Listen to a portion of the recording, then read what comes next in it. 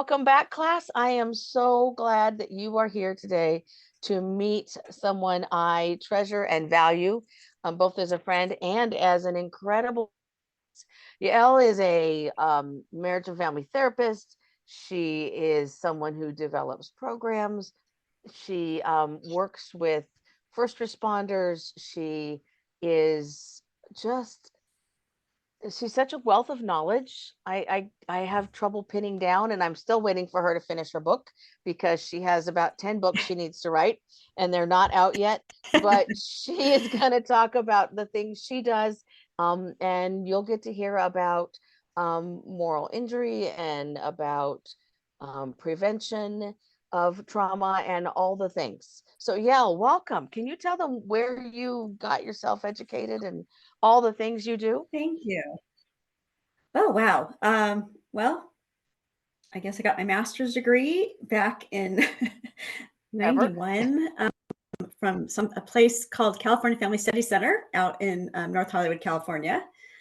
And that's kind of where I started my path. But I've been a social, so my background is just very, there's a lot of variety in there. I was a child protective worker in Los Angeles, in East LA and Watts, right after the riots. So I have that background. I've worked in group homes. I've worked in community counseling centers, and then also in private practice. Through the various experiences, I kind of developed who I wanted to be as a therapist and who are the people I felt like really needed my expertise the most. And so I really started learning about trauma, because what they taught us back in the day about trauma wasn't very helpful. It was just about going over it over and over again, an exposure kind of therapy, which, has its merits, but is very slow moving and painful. And so I fortunately had a colleague who was trained in EMDR and introduced it to me and got trained in it, and then eventually got certified in it and in complex trauma. And mostly just because I kept coming up against walls, got a person so far with their trauma, but then it kind of halted. And a lot of my early trauma therapy that I've done was working with military and veterans. And this is an underserved population that really, even though the military has approved using EMDR and really great therapies, they don't use them. The VA does not use them. And so there's just, you hear about the veterans suicide rate, and it's high for a reason. And that's because the people are not getting the help they need. Now, a lot of the people that have served in the military often like that culture, and they go into become first responders. So a lot of our first responders are also veterans. And so you kind of sometimes have a double whammy with trauma, because they might have experienced trauma as a soldier and then became a first responder. And there's a high rate for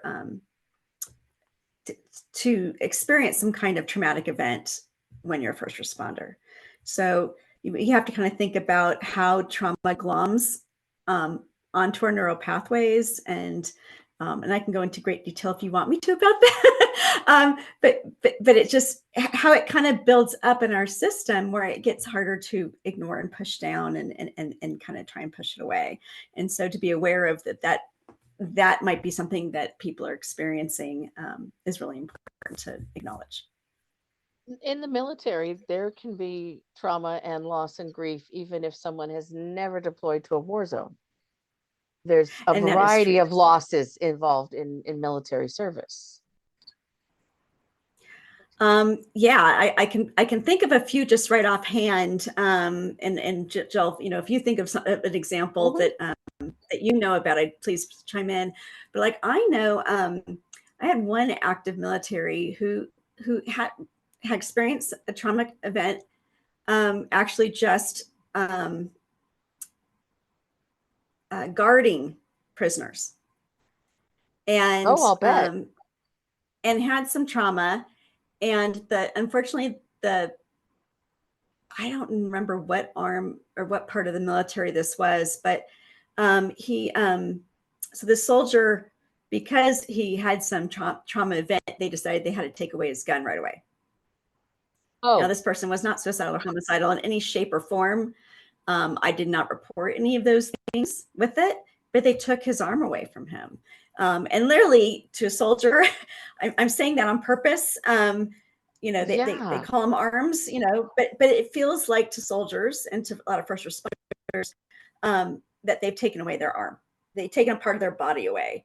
And Hmm. it's in some sense for them, their safety. They feel safe with that gun, and they are safe with that gun if they don't have any suicidal or homicidal thoughts and ideation. And Right. so taking that away is a big loss, and actually exacerbates the trauma. So uh, and that's something to consider with first responders as well, that sometimes they overreact, and that is a great loss to people who carry arms. When I absolutely, in fact, I know of one who was suicidal, and so the police had to come out and remove all the arms. And that, while it was necessary, it was so much more traumatic, and it was so much bigger a loss, in addition to the loss of freedom from being placed on a psychiatric hold and loss of a role and vision of themselves. And this was someone who's a vet, not active duty, but just Right. so much bigger. And not an actual client of mine. I'm not disclosing client information, but I also I did a training for the Navy during COVID, and they had it was the mental health team in the Navy, and it was around the world, which was kind of a cool experience. I've never trained on an Mhm. aircraft carrier before. I thought that was very fun. I Because I didn't got even know that you did that. That is very cool. I wasn't on there, but they switched their cameras so I could actually see where we were Oh, in the ocean. And I had someone from Italy and someone from England and someone from San Diego. Like, we had people from all over the world at all different time zones doing this one all day training. And they sent me the list of the losses they wanted me to incorporate. And it included loss of change of duty station because of COVID and lockdowns, loss of being able to promote because everything goes in order. So if one thing gets held up for one person, all the other dominoes behind lose their new role, their new housing, where their kids and spouse is going to be, all of those things, pay, all of it. yeah, yeah, that became Um, very complicated. My son-in-law's in the military and had a similar experience because he was supposed to get transferred during COVID, and that kind of got a little messy. it got way messy. And then there was also, because it was also during a lot of the political chaos and all of the demonstrations, there were a significant number of members who wanted me to talk into the loss of feeling valued by their country, which very much mirrored the Vietnam veteran experience, Right. because they didn't Yeah. feel like they were valued because they saw people demonstrating against people of color as they were Mm. interpreting all those things. And for them, that felt very demoralizing, and like, I'm out here putting my life on the line and my country doesn't care. Mm. There were also people who felt like there were religious challenges to um, their service. So it was so much broader than, I've lost friends on the battlefield, and many of them had, or I've worked with people who've had losses, or I'm working with people who have substance abuse disorders and have had losses that the substance abuse disorder is trying to cover. It was so big, and they needed to feel like someone understood them. So when I could join them in military culture and appreciation of it, they were like, okay, now we can listen to you. Now we can hear you. It helped that my dog sat on my lap part of the time too, because many of them were out to sea and didn't have their pets. And my dog Fred sat on my lap. And yeah, so, but it was all those things, because there's so much Yeah. loss and trauma that the military also face, which is part of being a first responder, as far as I'm concerned, because you are the one being sent out on the line. Yes. And it's so Right. important that you mentioned culture, because the military and first responders have a culture. And if you don't understand the culture, you're going to be missing out on certain cues because they're not going to bring it up. They're not going to talk about it. So it's really important to understand and get training in that culture. And there's some fabulous trainings out there. I'm not one of the people who do the trainings, but I've taken the trainings. And but it is important to understand the culture and what's important. It's important to understand what it means that if you have to hand in your gun, what it means if you do go to therapy or talk to someone about the issues. There are unwritten rules and ways that it's looked at in certain states. Some states are much more open than others. So to understand what all this means when people do what they do or experience what they experience is incredibly important. It is. I've worked with federal law enforcement. It's funny how people find you, and they have insisted on using a pseudonym on their file, and they don't access their insurance, and they pay full cash rate in cash because they don't want anyone to track that they've seen a therapist, which is it can actually interfere with their ability to get a promotion at times. And it can cause early retirements too. So and none of those folks were danger to self or others. They just needed to work out some issues, but they had that administration that wasn't behind them and didn't believe in supporting mental health, which is another big loss. Right. It's really not acknowledging the experiences that they have. And, there's a lot of different experiences that are upsetting and that they're not given the tools. And I've been able to look at firsthand a lot of the trainings that happen, when rookies are starting out, and I've been able to be part of that team that determines trainings, but it's still so far from where it needs to be to the point where they were really given skills to cope with the things that they experience. And so that's an important thing to also acknowledge, that they're not going to have the skills to really process what they experience out in the field. And I'm hoping that changes over time. And as therapy is found to be beneficial and part of our health and not just something that's a stigma. Absolutely. Can you talk more about what you see as needing to be included for all these folks in this walk of life? Okay, that's a big question. So I think there's a lot of, so Jill knows this is what I've been working towards. I'm talking about prevention. How do we create the emotional agility? And there's resilience trainings and things like that, but I think we can even take that even deeper, and take it to another whole other level. So when we teach resiliency and things like that, a lot of it is, what can we do for our health? They tell you to exercise, to drink a lot of water, to get proper sleep. So they talk about these things, and I call it mental health light, and not to demean the people who worked really hard for the resiliency trainings, because I think they're all very beneficial and important parts of what we need to do. I think it does decrease anxiety and depression. But when we're really talking about trauma, it's how do we process that experience in the moment? And that's where I've developed a course that I'm trying to teach therapists to really do this, and to provide more of these skills, but also I would like to get it out to the general public.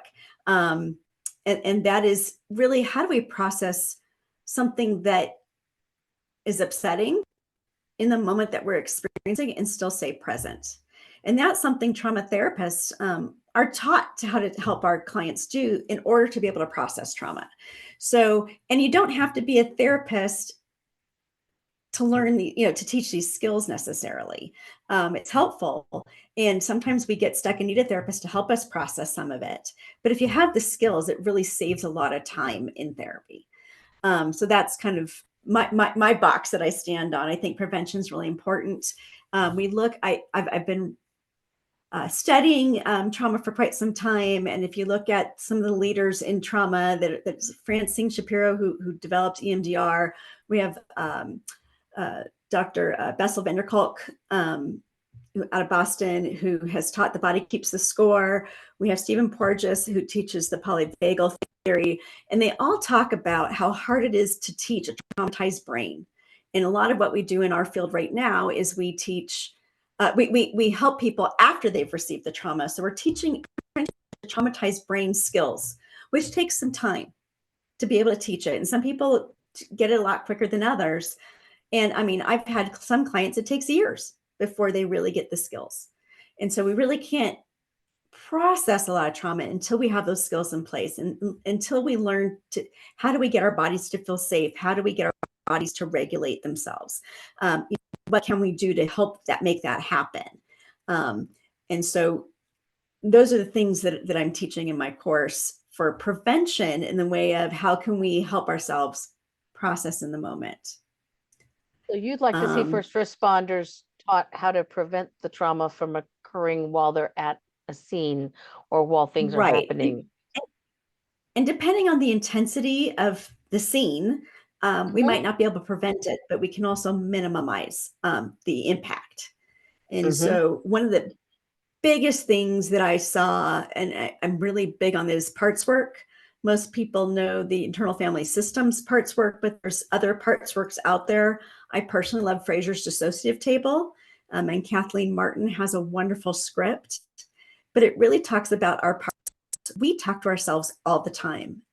And that doesn't mean that we have some kind of psychological issues, that we have multi-personalities, like that. We talk to ourselves. And learning how to use how we talk to ourselves and our different parts to ourselves can help us process it. And I have a great example of what happened. And I had like really horrible, Jill knows my story, but last year I had a really horrible year. I had a really trying year of family having heart attack, cancer treatment, and then death and loss, and then more surgeries from another parent, and then another parent who had surgery and almost died. And then I went on this really lovely retreat to help me relax and regenerate. Jill's making faces because she knows what's coming. And I ended up having an incredibly traumatic experience. And unfortunately, the people surrounding me made it very unsafe for me to remain there, and I had to leave early. And part of that traumatic experience was being in a raft on a river, stage 4 rapids. The first rapid that we approached, we flipped. Raft landed on top of us. I didn't know that other people were under there with me too. But I was in a spot of the raft that I was alone, and was not talked to about how to get out from under a raft. I was not taught how to do that. I knew a lot of different things, like what to do if I got in the water, but that doesn't apply if you're under a raft. And I can't breathe. Well, it was hard to breathe, Jill, because you're under a raft. I had a floating device on, which really did save my life. I can't express how important it is to wear those things.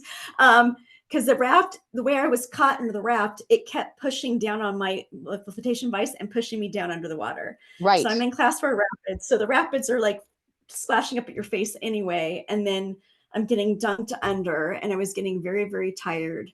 And I had a part of me that said, I'm tired and I want to give up. And I had another part that was panicking and going, oh my God, we're stuck. What are we going to do? What are we going to do? But then I had this lovely part, and this is because I've done parts work with myself over the years. I can acknowledge all these parts and talk to them and realize, and part of why I think Fraser's Dissociative Table is so wonderful, or parts work so wonderful, is you get to be the CEO of your table, of this meeting place that we have. And you're at this table, and you visualize your parts. So your different parts come and talk to you about trying to help you. So obviously the one that was really tired was acknowledging that I was really tired and wanted to give up, and it was acknowledging that, but that doesn't mean I had to listen to it and give up and let myself drown in this water. I had another part that was panicked, and it was saying how scary this whole experience is, and it was incredibly scary. But then I had a part of me that's a very calm and regulating part that said, you know, if you die right now, your husband's going to kill you because he can't handle another thing right now. And that's obviously the very sane part of me, right? The calmer Right? part, the sane part that thinks things through. And I said, you're right. That's the other one. The other pieces weren't really good options for me. And I didn't really like being there. And I need to just try something different. And I tried positioning my body in a different way. And boom, it just flipped me out from under the raft. And I was floating in the sun. And unfortunately, I was past the class for rapid at that point. So it was calm waters and it was really lovely. So nice to have that calm part to talk to and help us acknowledge all the different experiences we're having in that moment, but also allowed me to find my grounding and my calm again. And so that's why I think parts were so incredibly important for all of us, not only for clients that we see and people that we see, the first responders that we might work with, but also for ourselves. How do we ground ourselves? How do we find our grounding while working with other people? How do we stay there and how do we Really, teach those to do it? Yeah. yeah. And actually, so Jill, I'll actually share another thing because I actually have it here. I did not put it away. So another thing I teach all my clients is boundaries. And I'm showing you my basket here for a reason. I have a small window, so I'm not sure how well you can see it. But I can see it perfectly. Yeah. Okay, good. So what I teach my clients is that boundaries are incredibly important when we're working with people. And our first responders need to learn this boundary as well as that we need to learn these boundaries. And so the reason why I showed this basket is because imagine that these balls are people's shit that we deal with, right? So now I can hand, my shit to you, Jill, or you can hand your shit to me, but it's stinky and icky. And I'm not so sure we want to be holding on to it, right? And this is what as therapists we sometimes do. We have a client that we see and we listen to someone's story and they're sharing their shit with us. And we're like, ooh, that's really icky. And then we kind of hold on to it because we feel like we're supposed to protect our client. It's not our shit to hold. No. We need to thank our clients for sharing their shit with us, acknowledging how shitty it is, and then hand it back to them. So when we're working with people who've had a trauma experience, it's really important that we recognize the fact that it's not our shit to hold and that we mentally hand it back to them. We hand them back their basket. And that we know what's our shit and what the other person's shit is. So when you are working with someone who is on a scene, whatever that scene is, and they are absorbing the family, the responses, the scene itself, teaching them to not take that with them, to make it part of where they are right in that moment, but not take it home with them, not make it part of who they are. They don't have to hold it. Yes, it is. Right. It's really hard, but that's why I say kind of mentally, you have to take your work hat off. I mean, there's a lot of things therapists do to kind of help. I mean, I've seen people whisk, down themselves at the end of their day. I imagine I took off my therapist hat and I now have my wife hat or my mom hat on. But I find at the end of session, handing back their basket mentally is very helpful too. And I feel very honored that someone would share their basket with me.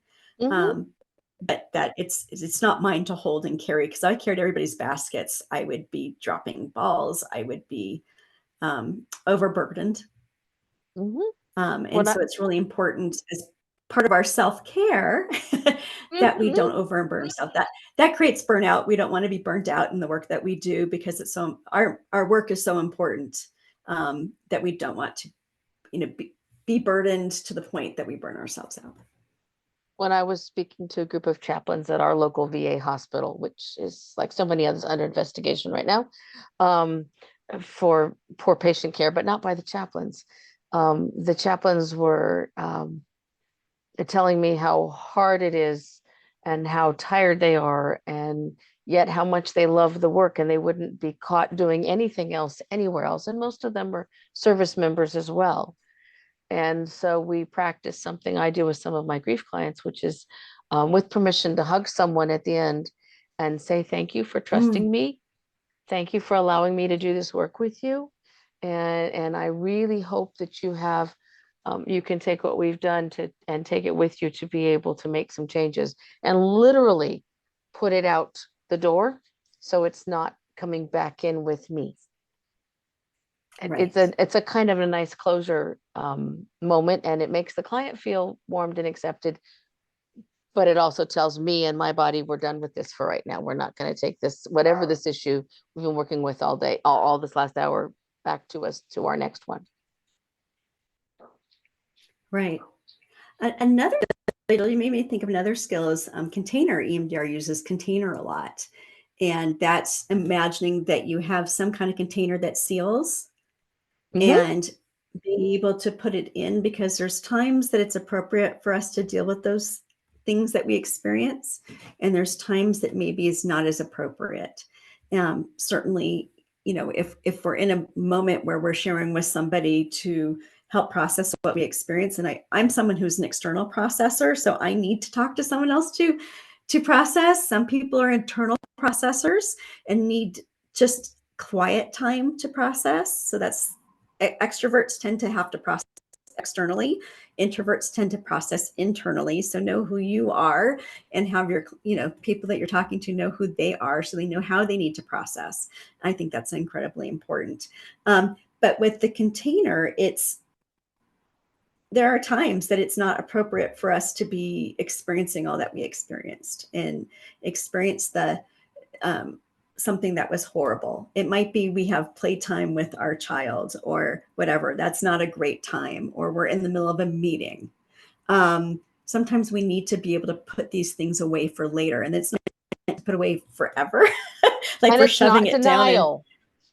right, because a lot of first responders are actually encouraged in certain states Mm-hmm. to shove it down, put it away, for it to ever be boxed in an attic or dug a deep hole and buried somewhere. That is not a healthy way to process these experiences, but there is a time and place to process those experiences. And so to be able to put it in a container that seals. So learning container is really, really important. So what we do is we practice on something kind of small that's just a small irritation, like which way we put the toilet paper, or if socks are on the ground, or if the toilet seat's up and down.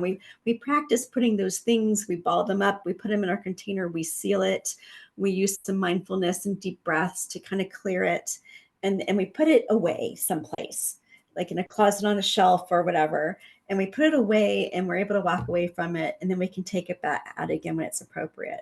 Once we feel like we can do that, then we step it up to something bigger that's a little bit more of an irritant to us, maybe something that's going on at work or something like that. We practice with that, and then we can practice with the bigger things. The more we practice it when we're not traumatized or not in the middle of these bad experiences, the better we get at it. So just think like when you are training, strength training, you got to start out small and you build it up, right? You develop that muscle. And that's the same thing when it comes with any of these prevention things for trauma. We need to develop those muscles and learn how to use these skills so we're strong at it and we're good at it before we actually need to use it in a really challenging time.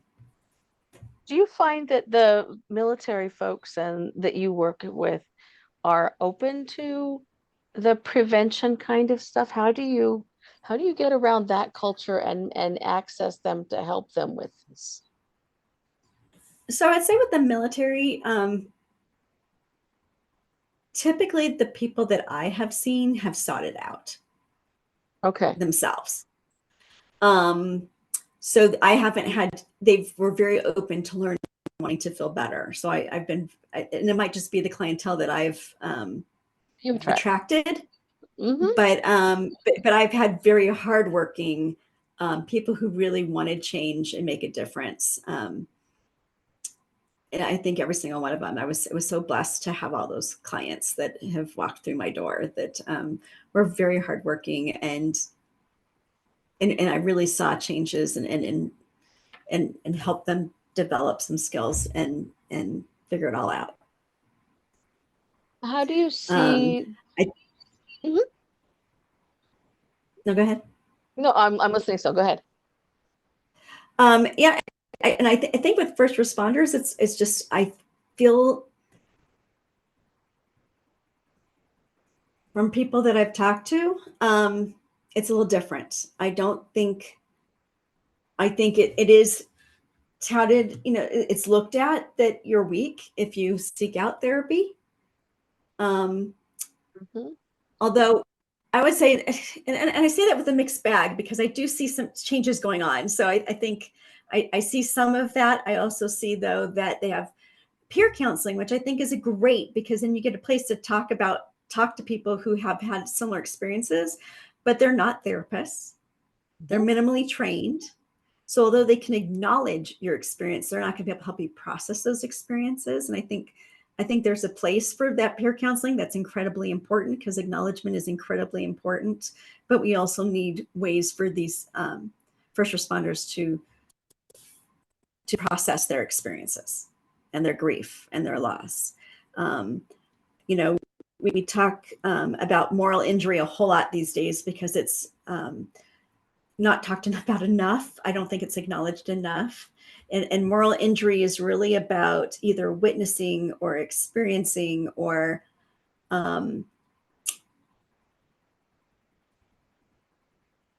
feeling like that you could have prevented something from happening. That's against your, and it was against your values. So like when you have caught by suicide, there's no cop that wants to shoot somebody. And when someone's suicidal and really wants to be shot, they put the cops in position.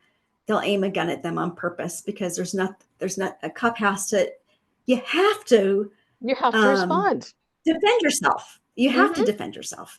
Hmm. And so, and I've done day with the SWAT where I got to do shoot, don't shoot. And so I really understand the difficulties of it all. If Right. anyone has that ability to have that day with the SWAT and do shoot, don't shoot, uh, what do they call it?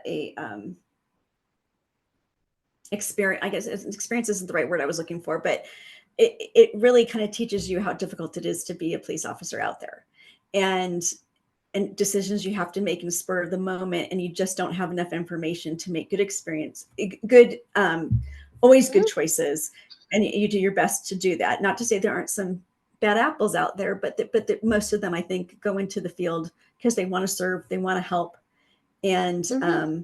it's a difficult job. It's a really, really difficult job. And I get on my high horse and a little political for just a second, and you can always cut it out if you need to, No, go Jill. right But ahead. um, I've seen a big, seen years ago a big thing about taking money away from the police department, and I'm going to say, let's not do that because we need the money for the training.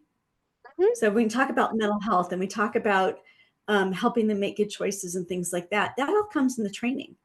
Mhm. The better and the more time we have for training. Well, training costs money because you take people out of the field. So not only do you have to have people who are available in the field, but now you're taking people off the field that you also have to pay. And you have to Right. pay the trainers. And so we need money for all of that. And when we keep cutting the first responder trainings or for cutting funding for first responders, you're taking away from trainings. Let's be clear on that. That's not what we want to do. We need to help Mm-mm. these people and help them do their job better. So that's just my little I soapbox for the 100% moment. agree with you there. Yes. Yeah. So back with moral injury. So caught by suicide. If you have someone who's determined to commit suicide but doesn't have the ability to do it, to pull the trigger themselves, will put themselves in a position to be shot by a cop, and they will give a cop no choice but to have to shoot in order to defend themselves. And that goes against most of their values. They don't go into this field to wanting to shoot Nobody people, and wants to especially do someone that. who's got a mental illness going on. And Hmm. so that can create moral injury. Hmm. And their department's response can And create it's moral injury. they're just there's a lot of instances. So I'd be aware of what moral injury is, what can cause it, and to be able to acknowledge and discuss that, because that is going to be a grief and loss too. When and I've seen that in my. Mhm. I was I was working just with going to someone say, who was, go ahead. I think we got a little delay going on. You go. So I was going to say, and I've had veterans I worked with who, have done things that like loading bombs in an aircraft that and those bombs ended up demolishing a town. And I've seen moral injury from those kinds of things, knowing that the bomb that I loaded killed people, whether it be terrorists or other people who are in the way. They still feel responsible that they personally killed that person. And so know that with moral injury, it doesn't have to be direct. It could be even vaguer. And we talk about prevention or witnessed, or we participated in some way. So understand that it can be a little vaguer, where we wouldn't think that would cause moral injury, but it can. And it can really have a long-lasting impact. Speaking of military, I was working with someone who served in Iraq or Afghanistan. I've been doing this a long time. I can't remember. And he came in because he had been ordered to shoot, and he couldn't see the target he was being ordered to shoot at. And he tried arguing with his commander and saying, I need a better pair of night binoculars. I want to make sure. And he was ordered to shoot. And it turned out to have been a senior with children. And he had no intention of joining the military to do that, but he didn't have a choice. And so the working with that impact on him was incredible. Yeah. And it often is that, I think that's a good point. It often is that you have a commander who sometimes orders you to do something that you don't feel comfortable doing. But there's chain of command, and you don't have a choice. That's right. And that's something that you see in the military and for the first responders, that you do have a chain of command, and you do have to follow, orders. And sometimes, and yes, it's okay to question it, but ultimately your commander is going to have final say, and you're going to do it. And that could totally go against the value that you have. And how do you process that?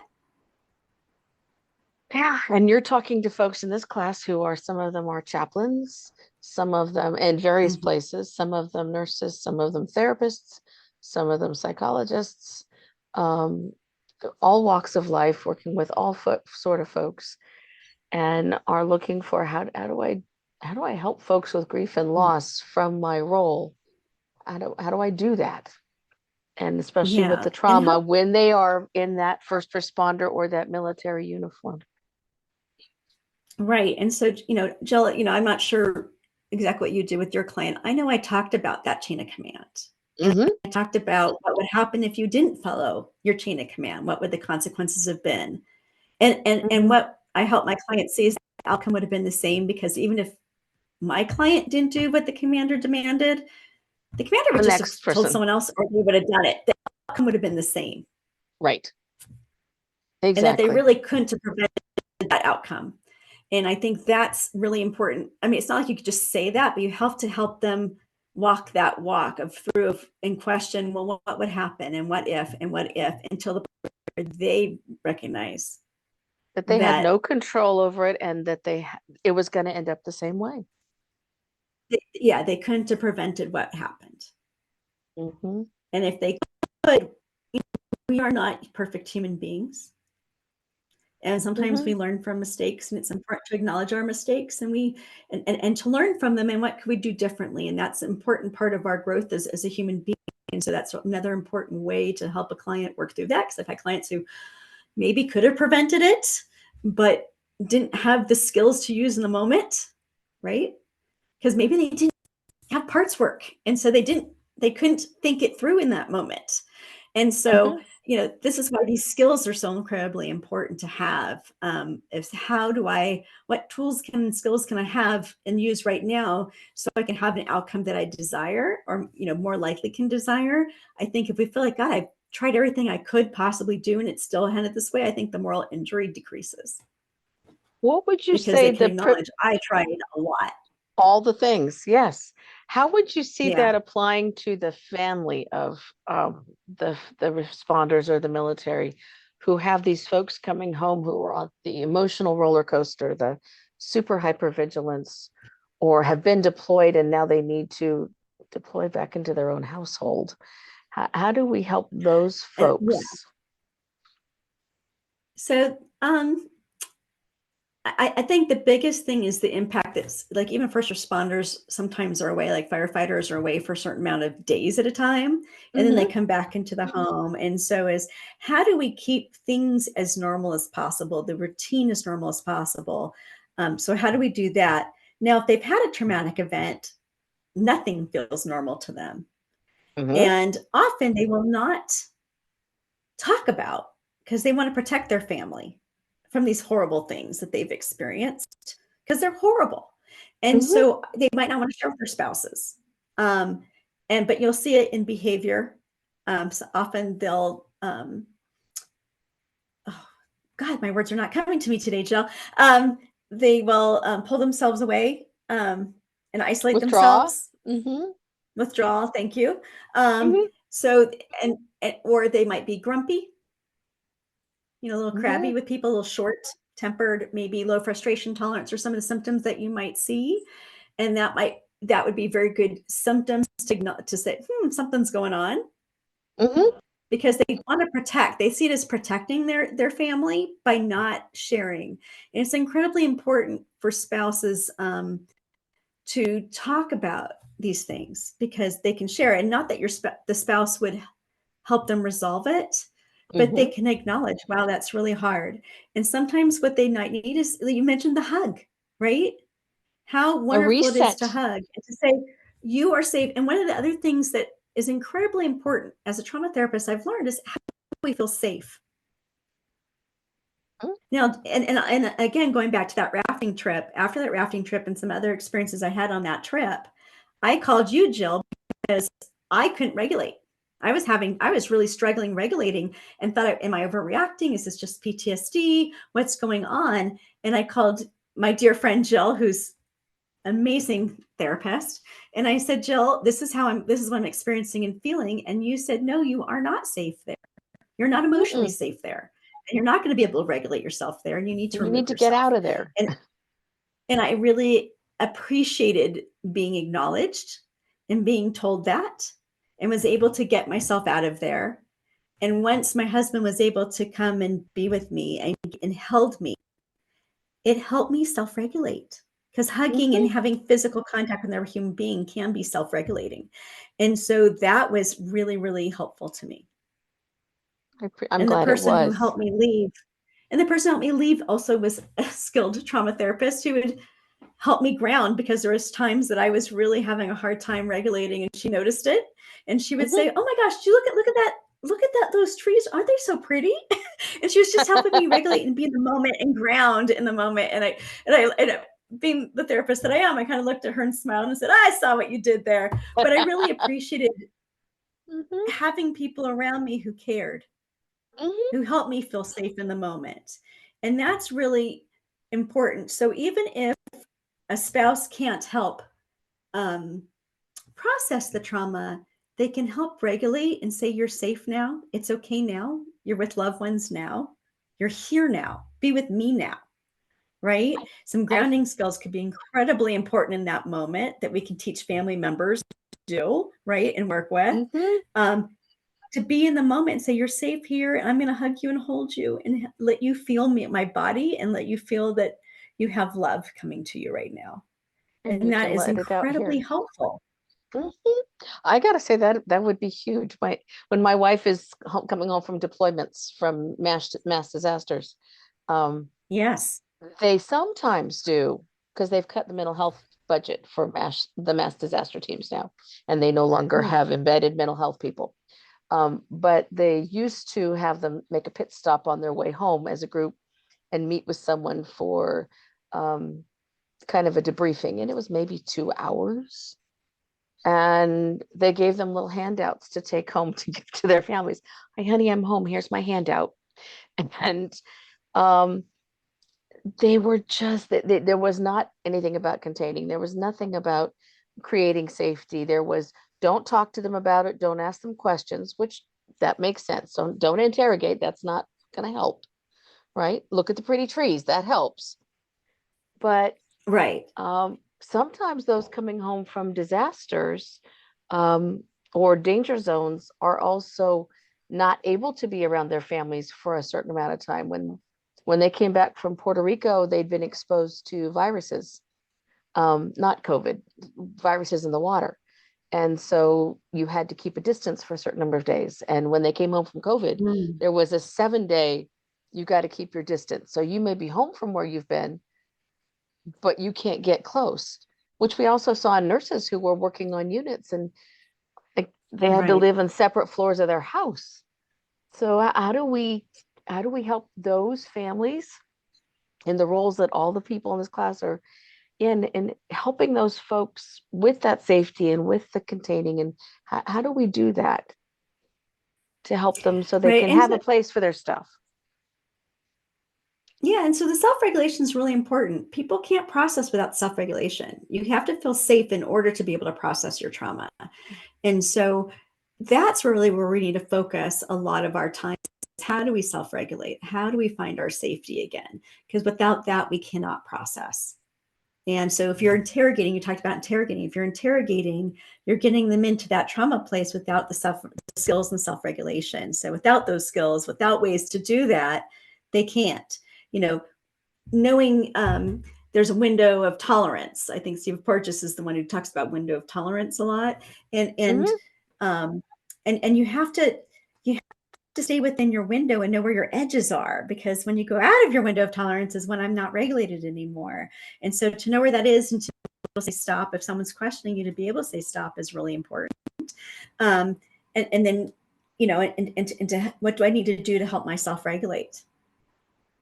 So know Mhm. when I need to pull myself away from a situation and to be able to ground myself and self-regulate and take deep breaths and my body down is so, so important. And sometimes we need that physical connection. Sometimes we can do it in other ways with other skills. And sometimes we need to come home and take on our role as who we are at home instead of being that Yes. person we were out on the line, whatever the line is. So even if you Which is know what I that think. someone, Mhm. I'm sorry for interrupting. I was just going to say that's why container is so important. That skill of container is so important. So we can do that. We can take on that other role. Absolutely, absolutely. Um, and my dog is barking and just made me lose my train of thought. So I apologize. This is the worst day of the week for Oh, recording at our house. okay. And I've interrupted you, so I apologize. Yeah. I will say, like, I've worked with I, oncology unit working with nurses, and they talk about, you know, going from, you know, working with one client and the other passes away. They just got to move on to the next patient, Hmm. you know, and that's what their day looks like. And they have no time to process. And then they're going home and then they have other roles to play, and how Hmm. difficult it is to do all that. And they have grief and loss. You know, they have their own grief, because if you're sitting there, you get to know your patients. You get to, you know, you do everything you can to keep them alive, and you still have that loss, but then no place to process. That's it was very nice that they brought a therapist in to kind of work with them and give them some time to be able to do that as a group. I'm Um, surprised they do that. that was really important. Yeah, I tried making it a regular thing, and unfortunately, there was some miscommunication and some changes of roles, so that did not happen. But it was incredibly important to have that discussion, and it was actually about stress management, but it turned into like, how do we resolve our grief? Right, right. When I do the Friday grief chat with my friend Deb every week, and she was in fact on an oncology unit for many years as a nurse. And she would sit with someone as they died and then wash her face in the room and go out and take care of the next patient without mentioning to the next patient in the next room that someone that had just died with them, because you have to just keep going, which is what our first responders have to do. Bobby talked about, Right. you go from one thing to the next and you just never know, but you got to just keep going. And he had one guy who told his FTO, field training officer, I know I'm not going to keep going. I quit. And he had him drive him back to the police department and turned in his badge and gun. And that was the end of his law enforcement career, because it was too hard to contain what he had just witnessed. Right. And just think, I mean, that's such a caring, wonderful person and human, right? And if he had the Right. skills and he had the place, I mean, I think in a lot of places they do debriefings now much more often. So Mm-hmm. that's one of the things they will do. I think debriefings are incredibly important to have happen, especially when you have something big and you ask for it. It's important to have that moment. And it doesn't necessarily, if you have these skills, these processing skills, it doesn't necessarily take very long to process it. And sometimes, if they have the container skill, they might be able to contain it until the end of the day where they process it. But if they know I'm processing it, I have a place to go at the end of my day, at the end of my shift to process this, Mm-hmm. that's big. That's huge, because they're going to be able to put it in a container and move on to the next thing, knowing. And again, that parts work is really important, Right. because then you can talk to your parts and go, I know this is big and scary and horrible, but we have an opportunity to talk about that today. So I just need you to hang on until later. And then my other part that just knows how to do the job and go and rote can come on now and Right. help me get through that. Because sometimes we have to do that. Sometimes we Yeah. have something. I mean, even as therapists, I mean, there are times client will come in and share with you something so big and so heavy, and it's gut wrenching for us therapists because we care, and so we feel. And I'm a very empathic person, and so I really Mm-hmm. feel it viscerally.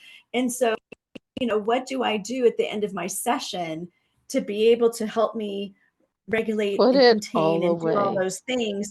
Because I have another client who's coming in now. I Mm-hmm. have a few minutes in between clients, so I need to be able to self-regulate in between, to go to see the next person that I need to help.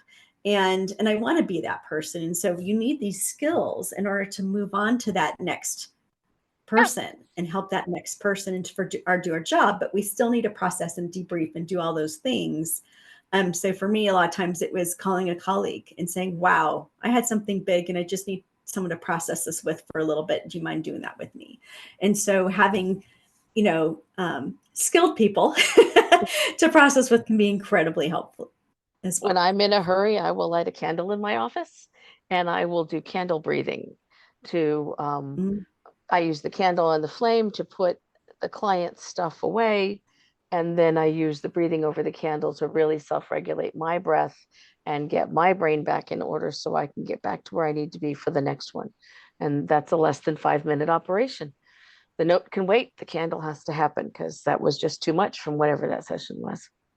Right. Yeah, that's beautiful. I have not heard about using a candle. So I love that. I love that new skill, right? Of ways to Right. process and the ways that we can create space and acknowledge, You breathe slow over the and candle, you feel won't put it, ourselves in a you won't moment. blow it out. So you literally don't blow your little light out. Right. Right. Yeah. I also teach clients to pick up their phone if they're feeling like they're like people can see them. Right. This is something I actually learned from a schizophrenic client who had too many voices in his head. And so if he was on the bus and the voices were irritating, he'd pick up his phone and he would, like, he made a call and he would tell them, you need to be quiet right now. I can talk to you when I get home. But right now I'm on the bus, so I can't talk right now. So we'll talk later. And he said, I'll talk to you later. Bye. And he hang up his phone. And so I teach clients, if you are feeling like someone's going to notice that you're talking to yourself, you can just call yourself and tell yourself whatever you need to say to put things away until such time as you can take it back out. And then they don't feel really Oh, that's lovely. self-conscious about talking to themselves. So, and that's a form of container. It It's is. like your voicemail message is your container, right? And Mhm. you can't necessarily seal it, but that can work for some people. Right. I don't That even can tell, definitely work for don't some even people. call it, just pretend you're calling, but at least it gives you the ability to talk out loud and have your brain, have your auditory nervous system involved in the self-messaging that you've got this and you can contain this and it's time to move on to something else and we'll talk about it later. Just having that, it activates the parts of the brain that you need to shut it all down for a little bit. Right. Mm-hmm. Yeah. You're talking to your parts. I Everything goes back to am. parts. So many parts, all the parts. And if not All the the dogs, parts. right? Because the dogs also Yeah. help. Yeah. What do Yes. you see as being the most important part of prevention to be able to help folks identify that there's grief that's happened around them and that they can deal with it when they need to, but right now I can't let it impact me. How do you help how do we help our first responders and our military with both the prevention of additional trauma and managing trauma using prevention techniques and in identifying grief and loss, because that's not a terrific skill for some of them because that gets too close No. sometimes. That is a lot of questions. I know. I was afraid if I didn't say it all, I'd forget it. Yes, no, that's fine. I'll try to remember it all. So I think the biggest thing is to understand people often think that trauma is just a cognitive experience. Mm-hmm. We can experience trauma in a lot of different ways. We can experience trauma as a sensation within our bodies. It can be in our senses. It can be an emotion. And it can be cognitive. So, I mean, there's a lot of different ways that we can experience it. And so, being in tune with our bodies, I think, is incredibly important. I think I personally, what helps me get into my body more is yoga and mindfulness. Because what yoga does is help us kind of get into our bodies and feel, at least the kind of yoga that I've studied over the years.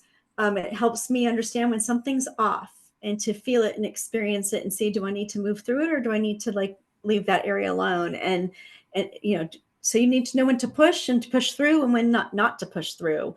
And I think that's a great example. One of the things I love about yoga is because it kind of teaches these skills that we can use in our everyday lives. And as a therapist, I greatly appreciate it. I have a sister who's a yoga instructor who I've learned from, and she's amazing. She's so in tune. I keep telling her she could be a therapist in her next life if she wanted to be, because there's certain things she just gets as a yoga instructor. So learning how to be in tune with your body and in touch with your body, because a lot of us have a low level of disassociation that we're not feeling. It's kind of numb. And so certainly if you're numb, that could be a symptom, and it could just be you're not in practice of being in touch with our systems. Or if you cannot, that would tell you something's going on. So that is one thing, knowing. So I know, like for me, a trauma experience I had me feel something in the heart. So I ruled out, because I kept feeling something tense in my chest. And I ruled out, for my age, I had to rule out there wasn't anything physiological going on. I was able to rule that my heart was healthy. And so then I went, okay, something else is going on. And I literally did some EMDR just on that sensation in my chest to help me release that muscle, because that muscle was involuntarily tightening and I needed to loosen it up. I'm so sorry. Let me get that turned off. There it goes. And then we have, a smell. It could be a smell of smoke, especially for first responders. I think since the senses are going to bring a lot, what you see, what you hear, what you smell, what we might feel, temperature, things like that can certainly be triggers for trauma. So if you kind of notice that something flashes you back, you kind of, you're kind of experiencing, your body's tensing, things like that. That lets you know that something's going on. And I will tell you, even with all these skills, sometimes I still have these triggers. But I feel more in control. And why it's so important to do these preventative kind of skills and techniques is because I can acknowledge, oh, I know that. Like, even though I've done a lot of work and processing about that rafting thing, when I do see someone in a raft with big rapids, I literally watched a video on Facebook the other day, was not expecting it. And it was almost, it wasn't the video of me, but it was similar experience that it flipped and people were flying, and it was almost identical to what our experience was, but with different people. And I felt something visceral happen in my body. And I went, yeah, you experienced that, and you know how scary that is. But what I didn't do is get totally dysregulated. What I didn't do is forget where I was in the moment, that I was safe in the moment in my home watching this video, that it was a video and it was somebody else. I was able to stay present You while didn't do I a watched that. And PTSD that's cycle. what these skills give. So I think it's understanding that you might still feel and experience things, but you're going to feel much more in control over it, which is what happens is when we get dysregulated, we don't feel in control. And that creates Right. incredible amount of anxiety. It makes us feel unsafe, all these different things. And if you feel unsafe, it's really hard to do your job and do the things you need to do to be able to move forward. So it's so important is really helping people self-regulate, how to help them. And everybody's different. So it's not like the one size fits all. And that's why we need a whole toolbox of skills. And every therapist can teach different skills, and some of them are just as good as others. But what works for that individual is incredibly important. That's why I like Fraser Joseph Table, because I let my clients label their own parts, and I don't say what their parts are. They get to determine what those parts are and give them personalities and all. And it allows it to be very individualized. And so I think it's really important that we look at everybody as individual, not as a template. And that, Yes. and there's different skills that we can provide to help them feel safe. So when we're looking at grief and loss, it's also, we might feel unsafe because what are we grieving? Who are we grieving? And how do we feel our new whole? Because I think some experiences we think is we're going to get over it. I know, Jill, you talk about that a lot. I've learned so much from you years We don't use that word. about, yeah, we don't get over our grief. What we do is we learn to have a new experience and a new normal. How to And it can accommodate still it. be wonderful and loving and joyful, while we also know that we really miss that person that was in our lives that we loved so much. So I think it's also understanding that, because I think people's expectations are that we get over our grief. No, we can learn, we can grow, we can learn a different way of being that can be just as enjoying while we have that grief part to us. Right. We can accommodate it. That's right. Right. That's right. It was Diet Coke over. Answer all those questions that you had? I think you did. Yes, you did. Okay.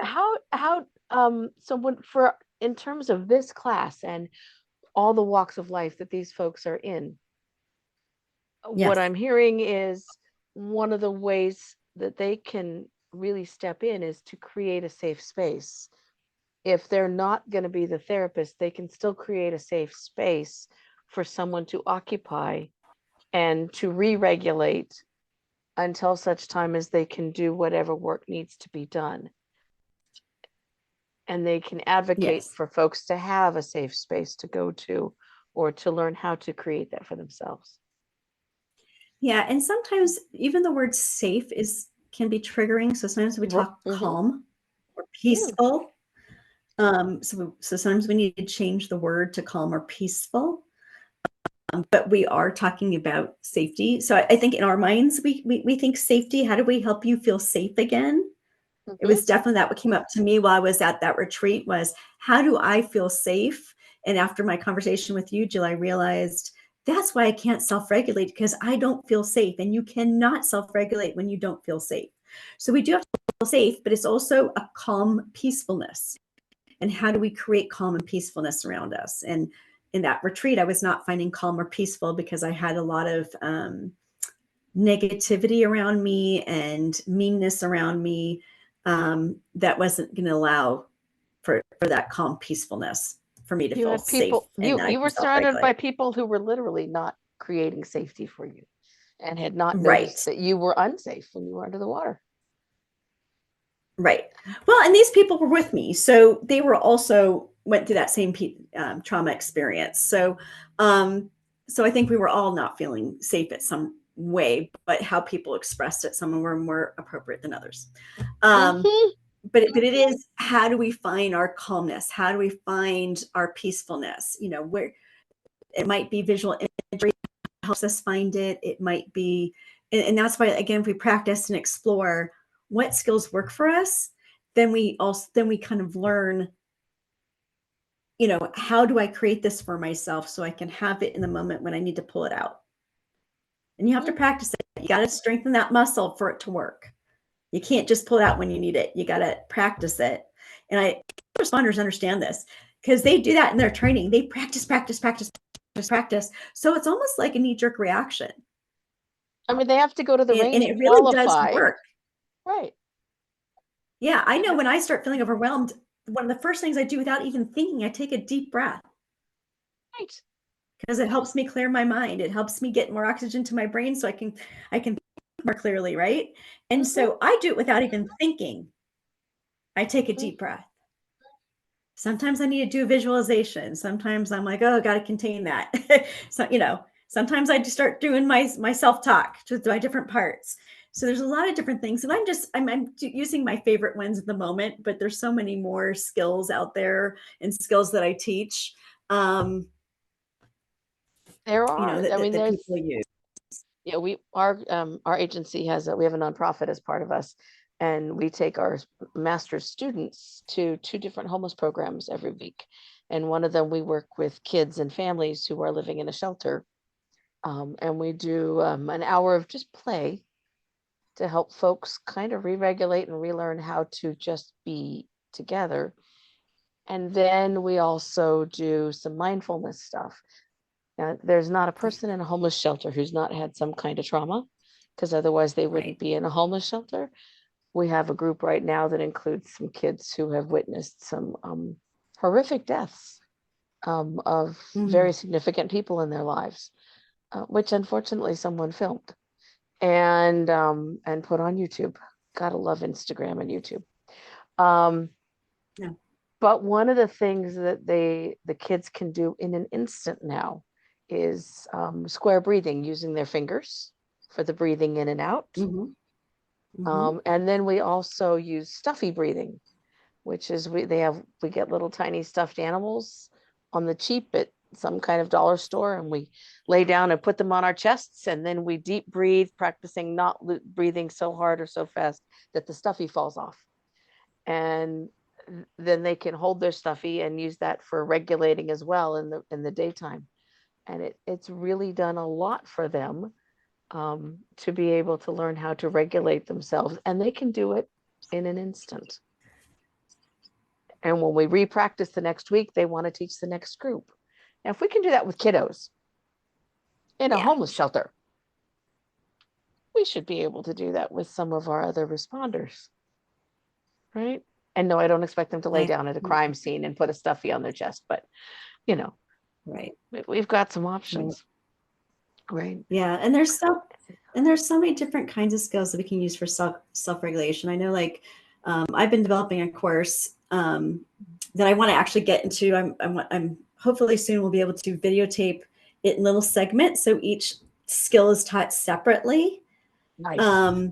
I did a recording of a class I taught for trauma therapists, how we can use this, how we use the skills that we already have in um, for prevention and emotional agility Mhm. to begin with.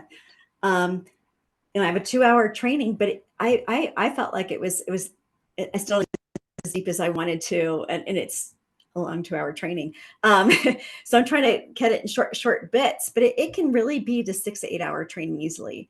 And that's just, you know, a lot of skills I like to use. I'm sure there's other therapists and people out there who can teach other skills again that are just as good and really help with these self-regulations. And so I hope to once I get that up and going, that other people will come and go, hey, I'll to do a video on that, do a video on that, and I'd be happy to add more to that, and then I'll have that online for people to do on demand.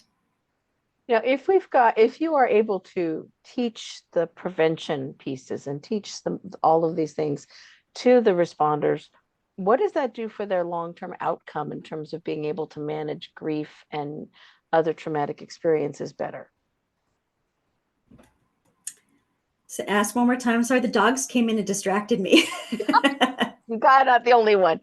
If you are able to get into a department and teach the prevention pieces and teach Right.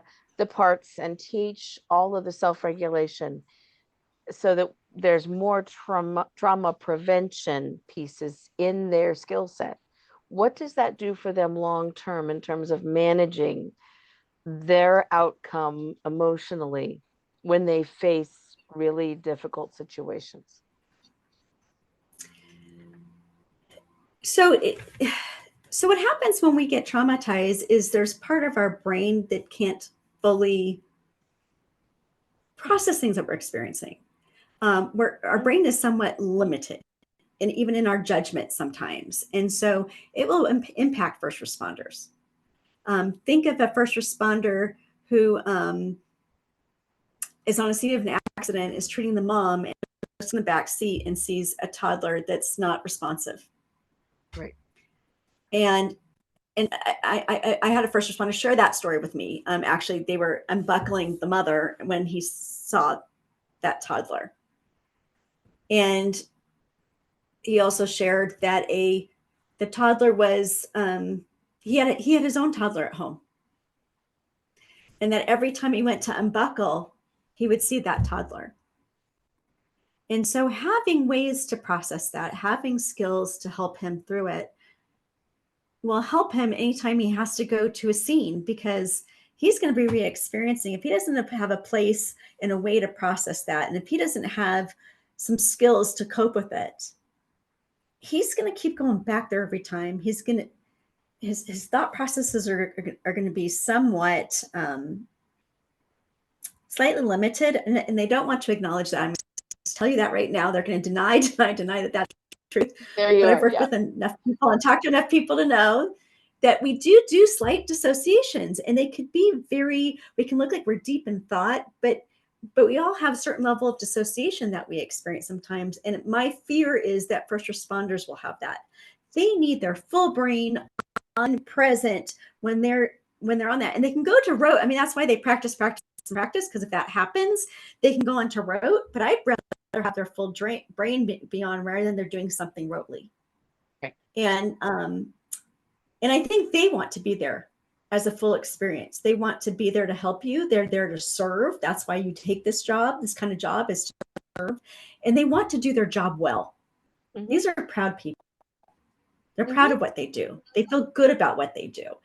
And if they have these traumatic experiences, it's going to limit their ability to experience why they went in there. It creates a bit of greater burden and chance for burnout. Because if you have enough of these, I talked about glomming. So at the beginning of this, I talked about glomming. So what we know from The Body Keeps the Score is that when we have a trauma, it kind of goes on a neural pathway, and it kind of blocks our ability to think it all the way through when we experience trauma. And then anything that's similar to it will glom onto it and make it kind of bigger and a bigger block for us. So we can't think it through. So that's why it's important for us to have skills to be able to help us process in the moment. Right. And not get those gloms. And if we do that, we seek help to clear that so we can be fully present. So that's how it might impact first responders. And I talk a lot about, I think much more of police officers, but this certainly could be true for firefighters and doctors and nurses, because I've talked to all of them. Mm-hmm. Even some attorneys that are not first responders, but they deal with a lot of stuff. Yeah, because they have to see the scenes, right? They have the pictures that were taken for the scenes to deal with it in court. So, I mean, it does impact. And so we have to understand it does impact. And I think the culture for a lot of first responders is that we're going to deny the impact because we're going to pick ourselves up from our bootstraps and just move forward. And there are still, in some states, that's still the case. Because I've talked to the lead chiefs of places that have shared that with me. And they're seeing changes coming and happening, and they think that will change in the future. They are hopeful for that. But I will say from top down right now, it's still suck up and move on. And Keep so we going. need to provide a place. Someone's coming to us, and they're if they come to you and they start talking about it in some way, shape, or form, even if they're just telling you a story, and they say, "Well, how do you feel about that?" "Oh, I'm okay." No, they're bringing it up for a reason, and they're not necessarily 100% okay. So it's like, well, how do you experience that when you talk to me about that? How do you, where are you feeling that? Where do you, when you talk about that, where are you feeling it in your body? And acknowledge how difficult that was. And they might just need someone to give them a hug and tell them it's okay. And do you feel safe? And they say, of course I feel safe. Well, no, but do you really? What is your body experiencing that tells you feel safe? Do you feel numb, or do you feel something? Is there So anything these are all there? little things that we can do and say to kind of help identify if there's a problem. And gosh, self-regulation, I just can't talk enough. If we can teach everybody how to self-regulate and help people in the moment, we could be helping everybody. We could really change the world. And everybody in this course is in some way, shape, or form able to touch on some of those lives. And so these are really important things for them to be aware of, and to look more at, and to study more. So I really appreciate it. Thank you, Yael. I so appreciate You're your welcome. time. I know this was a long time to dedicate to being on a video. I appreciate it. The I class will appreciate have you, some Jill. So assignment I'd do choices. anything for you. Thank you so much. And if you are looking for Yael, she is in the middle of moving, but you can find her online, and I will include her contact information in the course materials. Which might be Thank changing soon, Jill. So I'll update you as I need to. Absolutely. I'm so excited for you. Thank you so much. Thank I'm you. going to stop the recording now. Okay.